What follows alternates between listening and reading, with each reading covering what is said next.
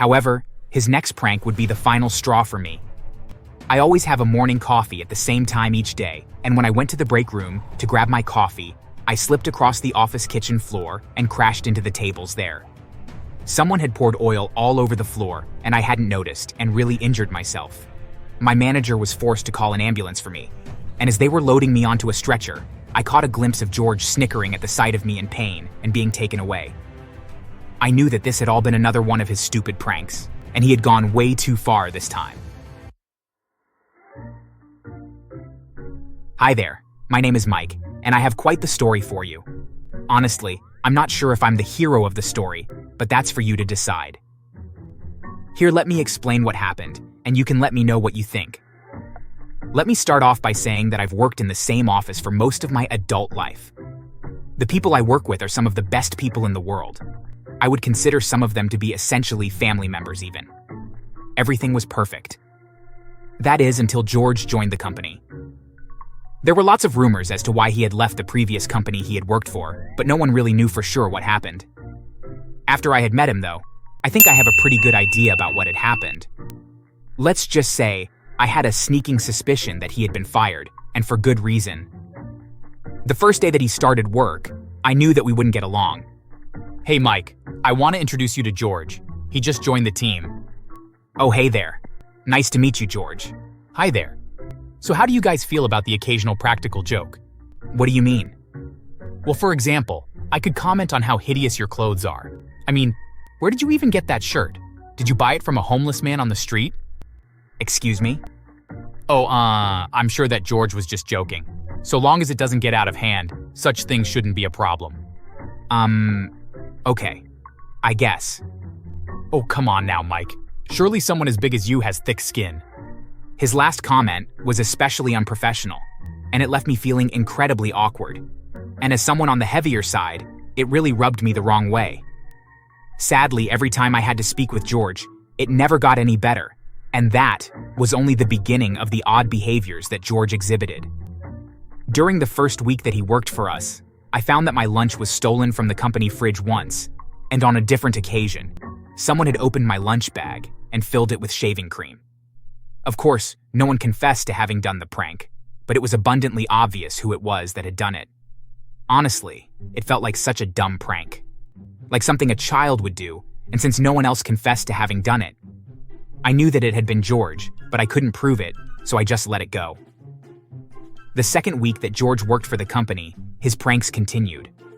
The tragedy, though, was that I still couldn't not prove that he was the one behind them. It was clear, though, that he was the one to cover my car in toilet paper, as well as leave thumbtacks on my chair. Sitting down on the tacks was extremely painful and embarrassing as well. Sadly, I wasn't the only one to be targeted by his childish behavior, and soon me and the other members of our team were talking about how annoying George was. I've had it with that jerk. He put hot sauce in everything in my lunch. It was so spicy that it made me sick and have to take the rest of the day off. That's nothing. He rigged my computer chair so that when I sat down, that it would collapse under me and I fell hard to the ground and bruised my tailbone. I had to sleep on my stomach for 2 weeks because of it. Something really needs to be done. I tried talking to our manager, but unless we can prove that it was him doing these pranks, he said that there isn't anything that he can do. It's so frustrating. I knew that people were beginning to lose patience with him, myself included. However, his next prank would be the final straw for me. I always have a morning coffee at the same time each day, and when I went to the break room to grab my coffee, I slipped across the office kitchen floor and crashed into the tables there. Someone had poured oil all over the floor, and I hadn't noticed and really injured myself.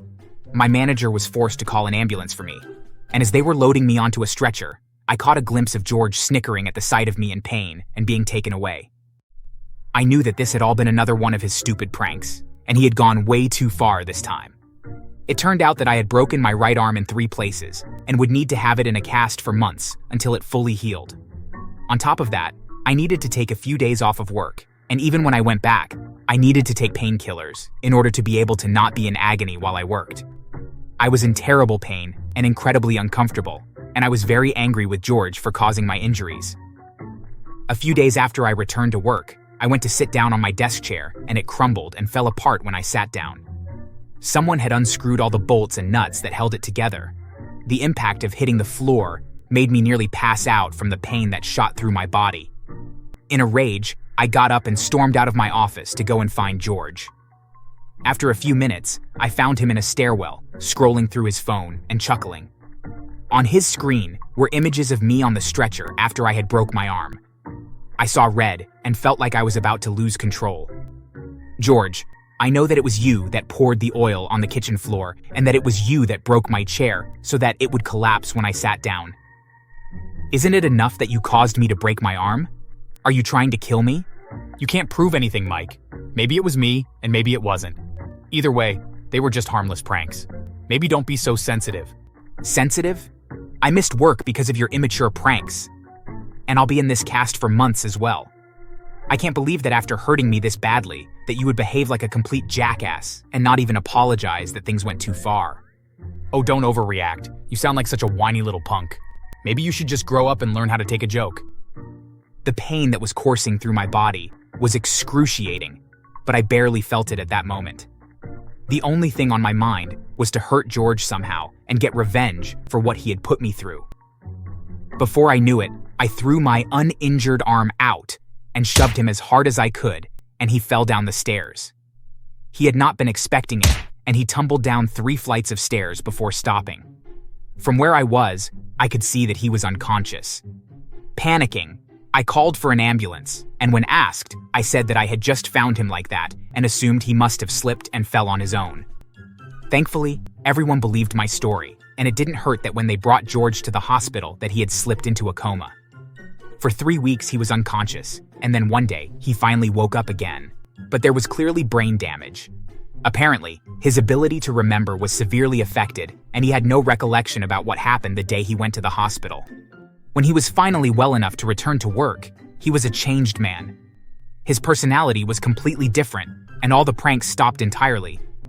He was now a very quiet person, and he would often just stare off into the distance, and he would struggle trying to remember what tasks he would have to do each day. He began leaving notes all over his office to remind him what he needed to do in a given day.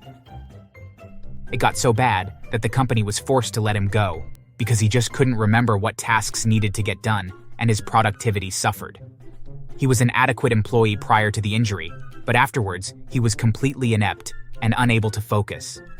Everyone around the office was sympathetic and outwardly spoke highly of him, but I had more than a few private conversations from people that were grateful that he had his accident. I felt so guilty, causing him to essentially have permanent brain damage and for him to lose his job as a result. I'm sure he would have been fired eventually anyways, but I hadn't imagined that it would be because of a brain injury I had caused. Thankfully, no one in the office knows about my part in what happened, but the guilt from it bothers me quite a bit. So what do you think? Am I the bad guy? I mean, I didn't mean for him to get hurt as badly as he did.